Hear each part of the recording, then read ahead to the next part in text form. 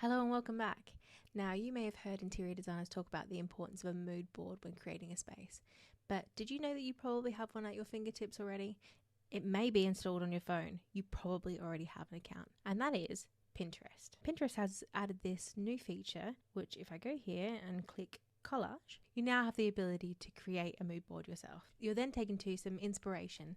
So let's say we're creating a bedroom for myself. Now I want it to be pink, but still classy, understated, gold tones. Let's see what we can throw together. Now, I already have a bed, so let's see whether we can actually find the bed that I have. Okay, this is similar to my bed head. Add that in there. And then we can go ahead and let's change the background to a different colour. Again, I might go with something pink, so I can hit this. Probably going to go with something a bit lighter, but not so pink. Maybe something like that. Okay, that's great for now. Then I can go and I can move this about. So I'll pop my bed right there in the center for now. And then I'm going to add some side tables. So wooden side tables. That's what I already have. I'm going to find something similar to what I already have. Now you can go ahead and you can edit it if you want. So I don't want the stuff on top. So I'm just going to drag this down.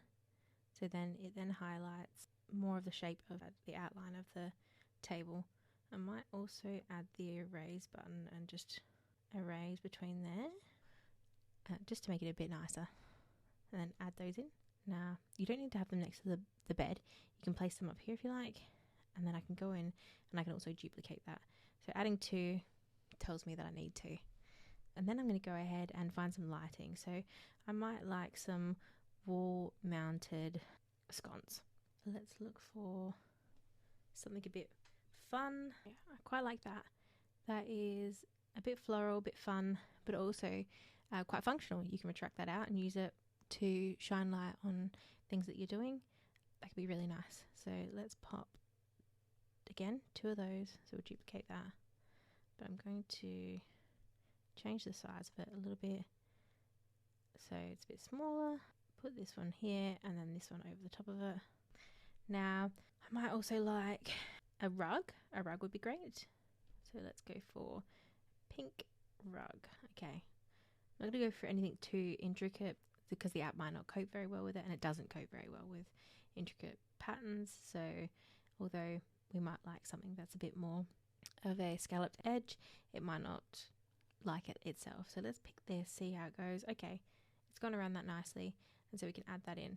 Now I can then bring this forward too. So make sure that one's up top and then pull this rug out underneath. It's kind of coming together now, which is really nice.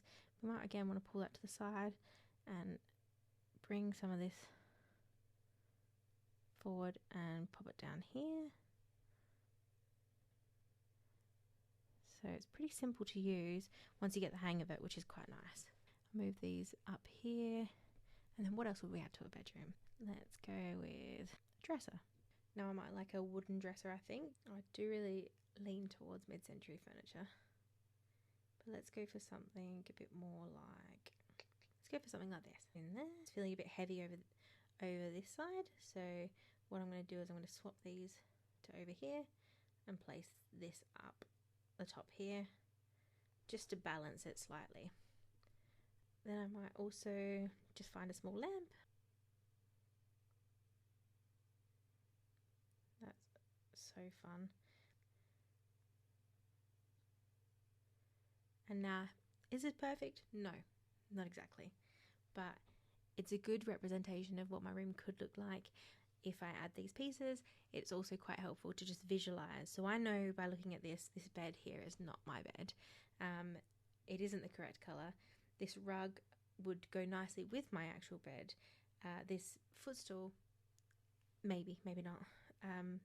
But the closer I can get to the things that I have, the easier I can see and the easier it is to visualize what my room could look like. And so it's really helpful in that way. I can see that this isn't exactly what I want, and so I'll keep working on this until it is something that I want. And that's really great to have that at your fingertips and it be that easy and accessible for people just from their phone and from an app that you probably already use. The reason mood boards are so useful for renters, for homeowners, for people who are doing renovations is because it helps you visualize your space and it helps you decide what you want and make informed decisions, because you'll be able to see with your own eyes what that space could look like. So I would always advise everyone to make a mood board. Even if it's just dreaming what your space could look like, it can help you visualize that, and that can help you create it in the future. So plus it's always fun to look back on these things and see, oh, that was my design style in 2025, but my design style is so different now, and that's fun. Well, it's fun to me anyway. I hope this has been useful, and I hope that you do go and create some mood boards, and if you do, please share them with me. I'd love to see them. Okay, love you, bye.